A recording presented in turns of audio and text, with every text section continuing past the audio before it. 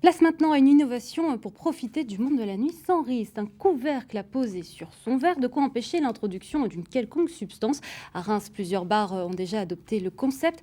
Reportage Mélanie Cousin et Raphaël Doumergue. Sur la piste de danse, l'heure n'est pas toujours à la fête. Les gérants des établissements nocturnes voient une augmentation des personnes droguées à leur insu. Ce directeur artistique de boîte de nuit rémoise a été touché de près. Je sais que c'est vrai. C'est moi qui ai récupéré cette personne-là après la soirée. Donc j'ai pu voir les effets de cette drogue sur quelqu'un, et ce qui fait que ça me tient encore plus à cœur.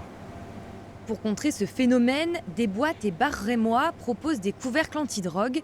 Ils se vendent 1 ou 2 euros et sont réutilisables une centaine de fois.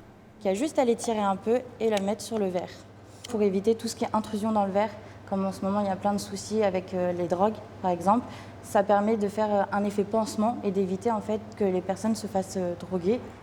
Comme cette boîte de nuit, une dizaine d'établissements l'utilisent à Reims. Le cochon à plumes était le premier. Le directeur le propose à la vente depuis le mois de septembre et il sensibilise tous ses clients. On catalogue ça comme si ça arrivait qu'aux filles, mais au final, ça n'arrive pas qu'aux filles. Ça arrive aux filles pour des agressions sexuelles, pour des choses comme ça, mais ça peut aussi arriver à des garçons pour les mêmes raisons, ou aussi pour les détrousser, pour leur prendre les porte-monnaies, des choses comme ça. Pour cette cliente, ce capuchon de verre est devenu un incontournable pendant ses sorties. Elle est toujours dans mon sac avec une paille justement, vu qu'il y a un petit trou prévu à cet effet. J'ai acheté des petites pailles en aluminium que je mets dans mon sac avec ça. Et je trouve que c'est important justement parce que ça rajoute cette sécurité de se dire je peux sortir, me faire plaisir et pas forcément me mettre en danger en fait.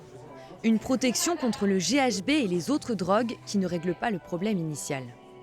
Nous, on a apporté un pansement sur un problème qui existe aujourd'hui, non pas que le GHB, mais toutes les substances qui peuvent être dedans. Et j'ai pas cette prétention de dire vous allez mettre ça et vous allez être protégé complètement. Il faut être aussi vigilant sur son verre.